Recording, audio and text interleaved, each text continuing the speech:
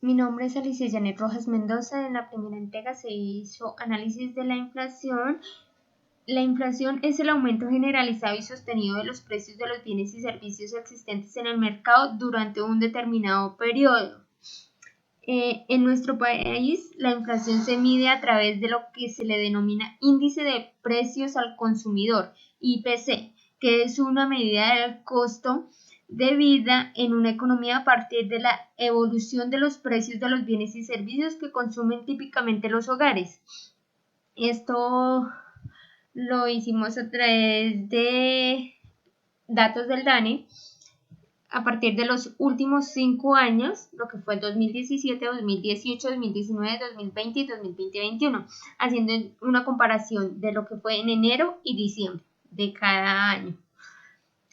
Para el actual, lo que fue el año 2021 y el 2022, se pudo dar cuenta que en mayo del 2022 la variación anual del IPC fue del 9,07%, es decir, 5,77 puntos porcentual mayor que la reportada del año 2021, que fue del 3,30%. La siguiente gráfica lo que vamos a conocer es por regiones, la inflación por regiones, lo que fue la región de Amazonía, región andina, región Caribe, región Orinoquía, región Pacífica, en las cuales nos pudimos dar cuenta que con los datos el departamento de Santa Marta hubo la mayor inflación, en el cual el DANE da aportes de lo que fue los alimentos, las bebidas no alcohólicas y jugos. Eso fue la inflación del año 2022. Por otro lado, el cálculo y publicación del IPC son realizados por el Departamento Administrativo Nacional de Estadística, DANE, y para realizarlo construye una canasta de bienes y servicios representativa de todos los colombianos con base en una encuesta denominada Presupuesto de los Hogares. Mi nombre es Natalia Blanco Maecha. Para la primera entrega realicé el análisis del desempleo, pero para entender más del tema debemos tener claro qué es el desempleo. El desempleo es aquella situación en la que una persona se encuentra en edad y condiciones para trabajar, pero no tiene empleo o lo ha perdido. Teniendo en cuenta esto, podemos analizar las tasas de desempleo que hemos tenido en Colombia en los últimos 5 años. El desempleo a nivel nacional está regido por estas tasas de desempleo. Acá las ubicamos en 2 periodos, en enero y en diciembre de cada año. Como podemos observar en estas gráficas, encontramos estas tasas y con estos datos podemos decir que el desempleo en Colombia los últimos 5 años ha sufrido un aumento, pero también nos damos cuenta que suele mantenerse dentro de un rango específico. Además de esto, podemos identificar que el desempleo es estacional o temporal, ya que en diciembre baja y en enero vuelve a aumentar. Esto puede ser causado por la temporada alta de nuestro país. Algunas recomendaciones que se pueden dar para mejorar esto sería que el gobierno fomentara la inversión de países extranjeros en nuestro país, ya que esto haría que trajeran sus empresas y esto ayudaría a aumentar la oferta laboral. También sería beneficioso que el gobierno invirtiera en las empresas o en los emprendedores, ya que esto haría que los negocios se expandan y contraten más personas. Y acá podemos observar el desempleo a nivel regional.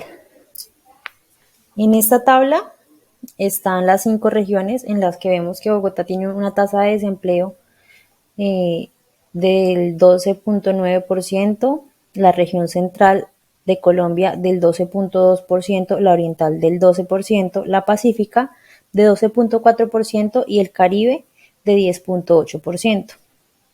Acá podemos ver graficados estos datos y pues es muy evidente que en Bogotá está la mayor tasa de desempleo. ¿Qué cosas pueden estar causando este desempleo en Bogotá? Esto podría estar relacionado con el éxodo de personas de todo el país hacia Bogotá. pues ya que al ser la capital, la mayoría de personas piensan que está llena de oportunidades y de mayor empleo, pero pues al llegar se dan cuenta que las cosas no son así y esto hace que aumente el desempleo en esta región. Esta es una sustentación del trabajo colaborativo para la asignatura de macroeconomía con el docente Juan Pablo Roa. Mi nombre es Juan David Calderón. Para la entrega 1 me correspondió realizar el análisis de la inflación pues de la ciudad que escogiésemos por parte del equipo. Escogimos la ciudad de Bogotá. Acá podemos identificar pues una gráfica en donde podemos ver la inflación de la ciudad durante los últimos 5 años. Como podemos ver, pues se presentó una fuerte variación, estamos teniendo una fuerte variación en la inflación. Para el año 2022, en el curso que llevamos, tenemos una inflación a nivel país del 9,23% según el reporte emitido por parte del DANE en el mes de mayo de 2022. Y la ciudad, pues en este momento, pues está 1,12 puntos debajo como tal de lo esperado, ¿sí? Sin embargo, pues si se hace un paralelo entre los periodos comprendidos entre abril y marzo del mismo año, hay un incremento de 0,7 puntos versus lo que se venía presentando el año anterior, ¿sí? Podemos identificar también que según lo que nos indica el DANE, tenemos una fuerte variación de acuerdo pues a unas categorías como tal identificadas que son prendas de vestir y calzado, que es el porcentaje más alto de crecimiento, que es del 2,99. Asimismo, el crecimiento en alimentos y bebidas no alcohólicas del 2,75 y adicionalmente muebles y artículos para el hogar, que es del 1,49%. ¿Sí? Hay unos puntos adicionales que están por debajo, en este caso, de lo que se está marcando en la inflación, es decir, que están apalancando de manera positiva, es la recreación y la cultura con 1,18%, restaurantes y hoteles con el 1,09%, bienes y servicios con el 0,96%, salud con el 0,87% y pues digamos como alojamiento, agua, electricidad, gas y otros combustibles del 0,82%. Se ha determinado, pues hay una perspectiva que se está generando por parte del Banco de la República, de acuerdo pues a unas medidas que se están tomando, que ellas han sido pues elevar las tasas de interés para contrarrestar precisamente pues este porcentaje de crecimiento de la inflación. Se espera que sea un choque totalmente positivo en las variaciones mensuales del indicador, ya que esto pues está también atribuyendo a problemas que se están presentando no solamente dentro del país, sino pues también hay una crisis a nivel mundial. Y esto se está presentando en los aspectos sobre todo de abastecimiento, los temas de logística y también está siendo causada estas variaciones en el país como efectos del paro nacional que se presentaron durante el primer trimestre del año 2021. Según lo que indican los expertos del sector bancario, la inflación pues puede tener un mejor control, ¿sí? Durante los meses que vienen a futuro en 2022, ya prácticamente pues junio y meses del segundo semestre. Sin embargo, pues estas acciones que se están tomando de manera preventiva por el Banco de la República van a generar que el porcentaje no sea inferior al 7,3%, que si lo vemos, pues a diferencia de 2021, pues vamos a tener una variación bastante fuerte y bastante considerable que ya pues se está viviendo en los sectores económicos, no solamente de las compañías, sino que también se está viviendo pues digamos en la canasta familiar y en los como tal factores económicos de pues de como tal de las familias. Es decir, vamos a tener un crecimiento aproximadamente del 2,48% versus el año 2021. Adicionalmente, hay factores también internos a nivel país que se están presentando, como lo es el incremento en el costo de los combustibles, disculpen, y lo que se están pues afectando las importaciones por las variables pues mencionadas previamente en las cadenas de logística. Actualmente, también se realizó un análisis del desempleo en Bogotá. Para el año 2022, como lo veníamos mencionando anteriormente, ya se generó por parte del DANE un reporte en donde nos indica que a abril de 2022 la tasa de desempleo en Bogotá se está situando en el 12,6%.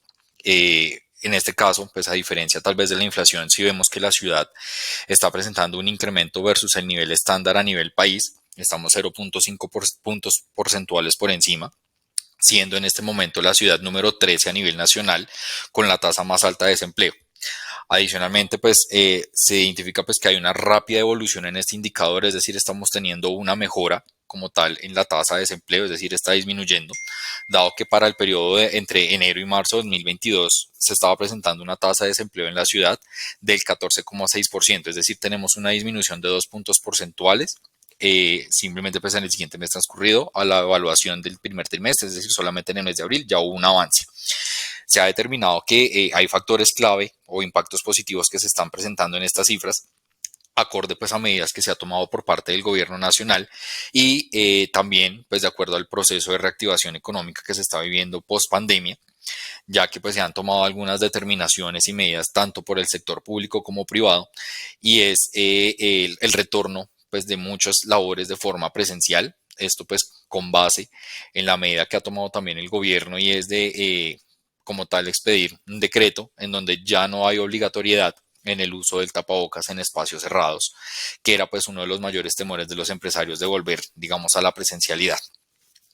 Adicionalmente, pues también se ha identificado que estas variables están teniendo una mejora también por el crecimiento en los esquemas de vacunación.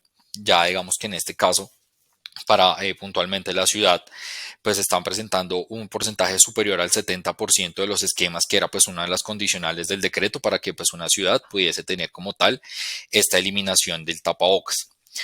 Hay unas actividades que han presentado una bastante mejora en esta tasa de desempleo, como lo fueron pues las actividades artísticas, de entretenimiento, recreación y otras actividades de servicio, ya que pues como sabemos pues eran las actividades que mayor riesgo tenían y que digamos mayores restricciones se estaban presentando precisamente como medidas de contingencia. Esto hizo que 359.000 personas tuvieran una mayor ocupación versus el año 2021. Es importante también mencionar que estas disminuciones en las cifras no netamente es a causa de como tal el retorno a la presencialidad, sino también se ha presentado como tal pues por decirlo así, una informalidad. Sin embargo, pues digamos que en Bogotá el porcentaje de informalidad no es tan alto como se presenta en otras ciudades del país, está en un 33,1%. A diferencia de otras ciudades en donde pues vemos hay un pico muy marcado, por ejemplo en una ciudad como Sincelejo, en donde es del 66,2%, siento pues muy favorable para la capital del país tener un indicador tan bajo del 33,1%, es decir, un 50% a la tasa más alta que se presenta a nivel país. Por último, en la primera entrega se realizó un análisis del PIB, del Producto Interno Bruto en Bogotá, en donde podemos acá evidenciar que hay un fuerte crecimiento en el año 2021. Actualmente pues vimos un crecimiento de 16 puntos porcentuales, dado que para el año 2020 el crecimiento, la variación fue del menos 6%, claramente pues por el impacto de la pandemia. Y para el año 2021 pues hubo una fuerte recuperación, llegando al 16,8%. Esto debido pues claramente al proceso de reactivación económica que se presentó, en donde en el último trimestre del año tuvimos una mejora del 12,4% en los ingresos de la ciudad por la reactivación sobre todo de los comercios al por mayor, y adicionalmente porque se generaron como tal pues también reactivaciones en el comercio al por menor, que era lo que estaba pues generando también un impacto.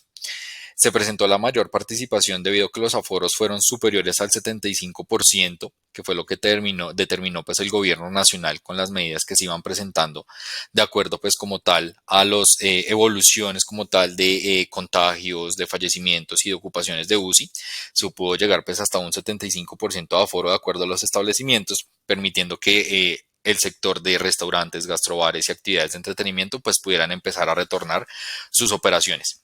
Asimismo, pues hubo otro impacto positivo en este indicador económico, que fue el sector manufacturero. Claramente, pues se reactivaron también el sector textil, manufacturero, el de confección, en donde tuvo un crecimiento del 26,2% durante el último trimestre de 2021 y estuvo 7,4 puntos porcentuales por encima, a diferencia del aumento económico de este sector a nivel país, el cual pues se ubicó inicialmente en el 18,8%.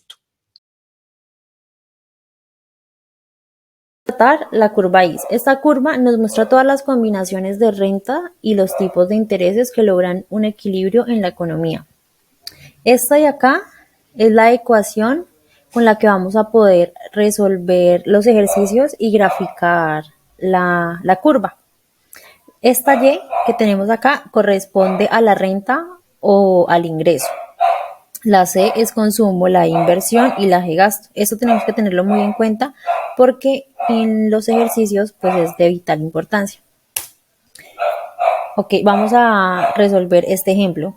Estos datos que nos dan acá corresponden a la economía de un país. Lo primero que vamos a hacer es organizar los datos con sus correspondientes variables, que sería esto de acá, esta tablita. Listo. Una vez organizada, vamos a crear la ecuación, a organizarla. Como ya sabíamos que era Y es igual al consumo más la inversión más el gasto público. Esta sería la ecuación final para calcular la curva IS. Ya el último paso que nos hace falta acá será, acá donde está la R, reemplazar estos valores, cada uno por separado, para encontrar los puntos de corte de la curva. Listo, eso estaría en esta parte. Acá vemos que reemplazamos 5 por el valor inicial del interés.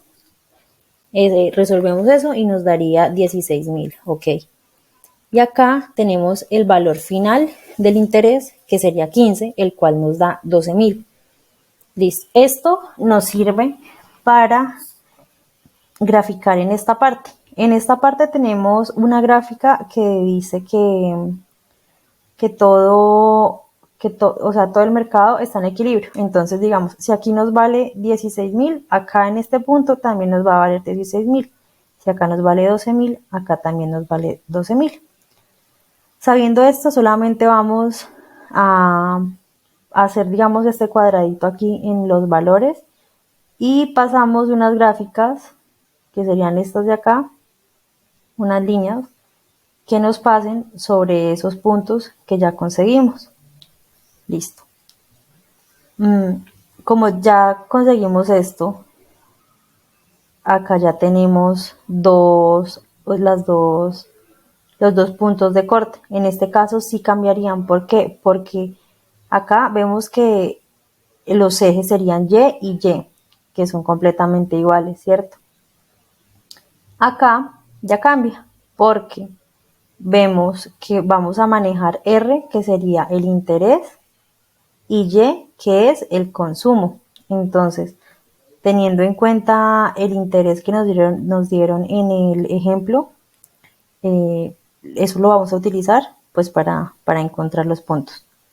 Acá vemos que la R, el 5, lo ponemos en la parte de acá y trazamos una raya hasta 16.000. Nos da este cuadradito de acá. Y con este hacemos lo mismo, trazamos un cuadradito desde los dos puntos.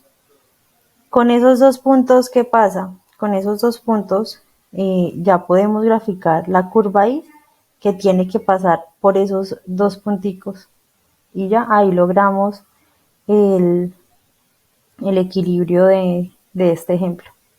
La segunda entrega se hizo análisis de la curva LM. La curva LM o curva de equilibrio del mercado de dinero muestra todas las combinaciones de los tipos de interés y de los niveles de renta con las que la demanda de dinero o saldos reales es igual a la oferta monetaria fijada por el banco. O sea, esto lo fija el banco.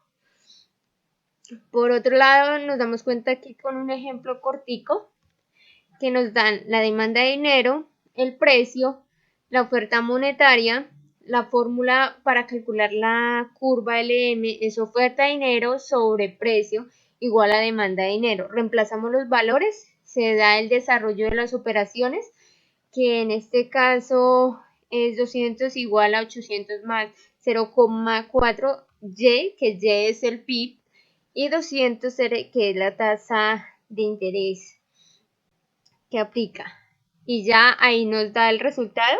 Con esto ya lo llamamos a Excel y hacemos el gráfico. En el gráfico nos damos cuenta de que la pendiente es positiva, dado que existe una relación positiva entre el nivel de renta y la demanda de dinero. En otros casos puede ocurrir que sale negativa Si el nivel de renta sube para una misma tasa de interés y para una oferta monetaria rígida, el público demanda más dinero para realizar más transacciones, por tanto, para que haya un equilibrio en el mercado monetario, el tipo de interés tiene que subir. A través como tal de un pago monetario, pues por dicho como tal prestación del servicio o adquisición del tangible o intangible. Y adicionalmente, pues tenemos el impuesto, que es un tributo carga que en este caso pues tiene como tal una persona natural o una persona jurídica que se paga. Normalmente pues es al gobierno y no significa que esto tiene una contraprestación de un servicio o que en este caso la entidad o persona que hace el pago como tal de los impuestos reciba un tangible o intangible, sino pues es un valor que se debe cancelar directamente pues al Estado. Por último tenemos el interés, que hace referencia pues a una cantidad como tal, una unidad monetaria que está definida en una unidad de tiempo y es basado en un rendimiento acerca de una unidad de capital, en donde pues se determina un costo adicional que se debe asumir por el préstamo precisamente de este valor capital inicial. Esto como tal son las variables de la curva IS, y ya referente pues a las variables de la curva LM tenemos la oferta de dinero, que es en este caso pues una masa monetaria o es una cantidad de dinero que en este momento pues hay como tal en circulación por parte de la economía y está pues en este caso transformada en un efectivo que está siendo manejada pues por parte del público o las compañías. Adicionalmente tenemos el precio, que es, pues no se puede determinar sino como la cantidad que se necesita para hacer la adquisición de un bien o un servicio. Esto lo determina pues normalmente la compañía o pues como tal el mercado. Y adicionalmente pues la última variable que se presenta es la demanda de dinero, en donde pues allí se explican los motivos por lo cual los individuos o las personas o las compañías pues guardan una parte precisamente de estos rendimientos y no hacen esta inversión directamente en la compra o de activos o generar algún tipo de inversión. Por esto, pues la curva LM lo que nos muestra allí es como tal, si es una pendiente positiva, pues es un nivel de renta en donde pues aumenta la demanda de dinero, es decir, pues hay un dinero allí que está en flujo, que está pues estático y que se debe pues hacer como una transformación como tal a la adquisición como tal de bienes o en este caso pues hacer como tal inversiones. Y allí pues en dado caso, si aumenta también pues el precio del dinero y el tipo de interés, pues tenemos un exceso de demanda. Adicionalmente tenemos pues una combinación del modelo IS y LM, en donde pues al llegar a un punto como tal de equilibrio, se identifica que es donde se toman pues los efectos de la política fiscal por parte del gobierno y allí pues se verifica si es contractiva, es decir, pues en este caso se va a hacer un ajuste para hacerlo pues un poco más fuerte, más ácido por decirlo de alguna manera, o expansiva en donde se flexibilizaría. De pagos. Esta balanza es un documento contable en el que se registran las operaciones comerciales, de servicios y de movimientos capitales de un país con el exterior. Esta balanza proporciona información sobre la situación económica de un país. Acá encontramos tres cuentas principales, las cuales son la cuenta corriente, la cuenta de capital y la cuenta financiera. Esta primera cuenta corriente es la más importante y está conformada con lo que son las importaciones, exportaciones, rentas y transferencias del país. Esta misma se subdivide en cuatro otras cuentas, la cual es la de servicios, de renta y balanza de transferencias también.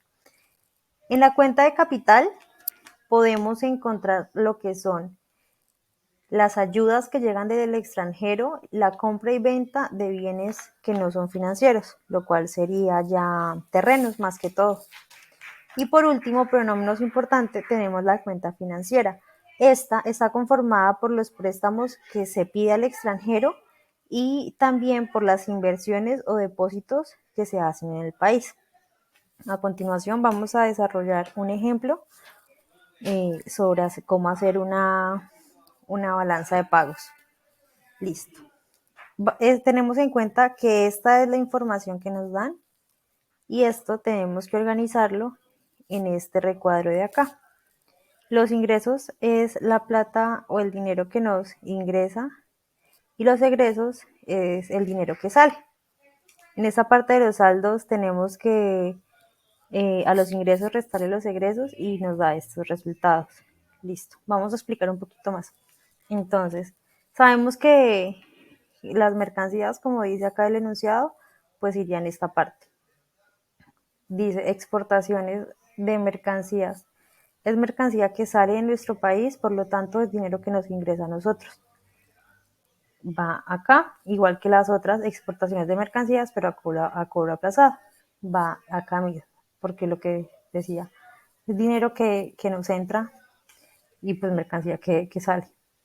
Las importaciones de mercancía es dinero que sale de nuestro país y mercancía que nos entra. Estas dos, este 250 y 1.000.000 y 1.200 irían en esta parte de egreso. Esto lo restamos y nos da un saldo de 250.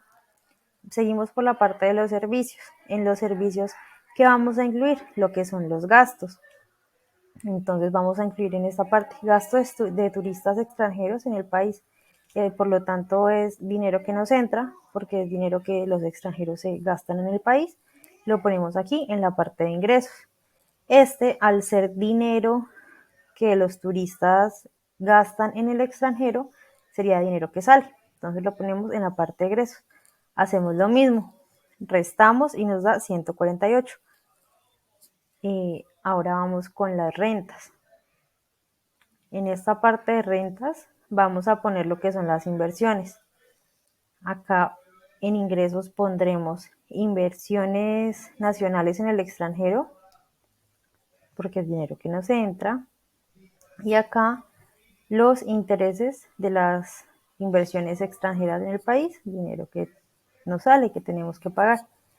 Hacemos lo mismo, restamos, este resultado está entre paréntesis porque es negativo. Entonces eso toca tenerlo en cuenta para el punto ya final. Ok, seguimos. Las transferencias. Las transferencias vienen siendo esto de acá que son las remesas. Eso es dinero que mandan las personas que son colombianas pero viven en el extranjero. Tenemos 80, lo ponemos en la parte de acá. Este de 35 es la ayuda que nosotros tenemos que brindar a otros países. Por lo tanto, es dinero que ya no tenemos. Lo ponemos aquí en la parte de la salida. Restamos y nos da 45. Ok, seguimos. En la cuenta de capital, estábamos hablando que el capital eran los bienes no financieros, lo que sería la compra de tierras, ¿verdad? Entonces, la compra de tierras está por acá. Compra de tierras por los extranjeros en el país, 264. Es tierra que nos compra otra gente que no es del país, entonces dinero que nos entra, lo mismo acá en esta parte. Y compras de tierra por los nacionales en el extranjero, dinero que nos sale en la parte de acá. Lo mismo, restamos, resultado negativo, lo ponemos entre paréntesis. En la parte de inversión, vamos a hablar más que todo de estas inversiones extranjeras. Entonces dice, inversiones extranjeras en el país, inversiones que tienen otros países dentro de nuestro país, acá en esta parte, y acá inversiones que tenemos nosotros en el exterior. Lo ponemos acá y eso nos da este valorcito. Seguimos con este de otras inversiones. En esta de otras inversiones vamos a poner de nuevo estas dos de acá. ¿Por qué la ponemos? Porque está a cobro aplazado. Ponemos esta y ponemos esta. ¿Listo? Lo ponemos en esta parte porque es dinero que todavía pues no nos ha ni entrado ni salido, porque va a salir en otro momento, todavía no. Entonces hacemos lo mismo, restamos, nos da este, nos da negativo. Ok, en esta parte vamos a poner todos los vamos a hacer una suma y, digamos, y una resta de todos estos índices que tenemos aquí arriba, excluyendo a este de acá, a este de acá y este de acá. Listo. Los ubicamos en esta parte por ingresos y egresos. Sumamos sus totales, nos dan estas dos. La diferencia que nos da en este y en este, la vamos a venir restando de todo esto. Sería este 4 que está acá, es el resultado. Todo eso lo sumamos y restamos según corresponda al signo y nos da un subtotal, un saldo total de 0. Listo. Ahí ya terminamos este ejemplo. Ahora vamos a hablar sobre la balanza comercial de Colombia en los últimos 5 años. Como podemos ver acá está esta tabla que nos muestra cuáles son las exportaciones e importaciones que nuestro país tiene y acá nos da el resultado de la balanza comercial, todo lo que hicimos anteriormente, pero un poquito más resumido. Bueno, acá podemos ver que en muchos periodos tenemos un déficit, por no decir en todos. Solamente en este segundo tenemos lo que sería un superávit en nuestra balanza comercial. Aquí lo podemos ver un poquito más claro con la gráfica. Ahí está explicado. Acá se ve el superávit que se tuvo en diciembre del 2017. Y bueno, con esta información podemos evidenciar que Colombia a lo largo de los años ha tenido un aumento en sus importaciones. ¿Qué pasa con esto? Esto demuestra que Colombia no es un país que no se puede autoabastecer todas las necesidades que tiene. Por lo tanto, pues se ve en la obligación de suplir sus necesidades y las de sus habitantes importando productos de otros países. Y esto no es beneficioso con el país, pues ya que los productos que importamos pueden tener un precio muy elevado, ¿sí? Y todo esto va a contribuir a que el peso colombiano se devalúe, es decir, que baje, digamos, su denominación a comparación del de otros países. Y esto también hace que la inflación aumente, pues algo que nos valía anteriormente, digamos, 5 pesos, ahorita nos va a valer 10 porque tenemos que importar las cosas para hacer su fabricación. Si vemos esto desde una perspectiva internacional, también es muy desfavorable, ya que al tener las exportaciones bajas o menores que las importaciones, esto nos estaría mostrando, digamos, como un país en el que no es bueno, digamos, consumir, porque o sus precios son muy altos o la calidad de sus productos no es muy buena a comparación de los productos de otros países. Este tipo de déficit, pues un déficit en tantos ciclos, en tantos periodos, también es malo porque esto va a hacer que nuestro país se endeude más y pues aumenta demasiado la deuda externa. A nivel interno, ¿qué podemos predecir? Podemos predecir, digamos, también un aumento en el gasto nacional y un aumento en los impuestos. Esto pues perjudica obviamente la economía de las familias, ya que cada familia gastaría más dinero que el que puede llegar a ganar. Para la tercera entrega se hizo análisis de la cuenta capital. Este es un componente de la balanza de pagos. Esto lo hace el Banco de la República, también el DANE, con algunas cuentas. La cuenta capital muestra todos los ingresos y pagos que producen con el exterior. Esto siempre y cuando sea como consecuencia de las transferencias de capital, así como por la adquisición de activos no financieros, como lo pueden ser los terrenos. También muestra todos los movimientos de capital, tanto a corto como a largo plazo, así como la variación de las reservas de divisas que posee un país frente a terceros. Incluye todas las compras de bienes y servicios, así como las ayudas que provienen del extranjero. También incluye las inversiones que se hace con el extranjero. Por tanto, registra el movimiento de capitales como por ejemplo la compra y venta de bienes que no son financieros.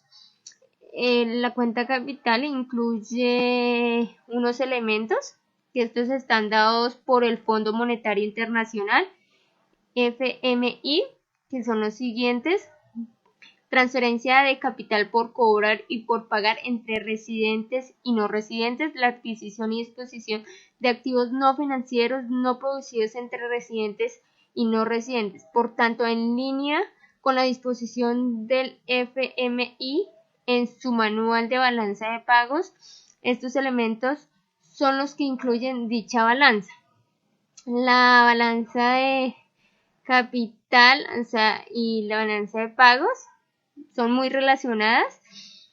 Es una subbalanza que se integra dentro de la balanza de pagos. Así, esta balanza junto a la balanza por la cuenta corriente forman lo que se conoce como balanza básica. Esa es la estructura de la balanza de pagos.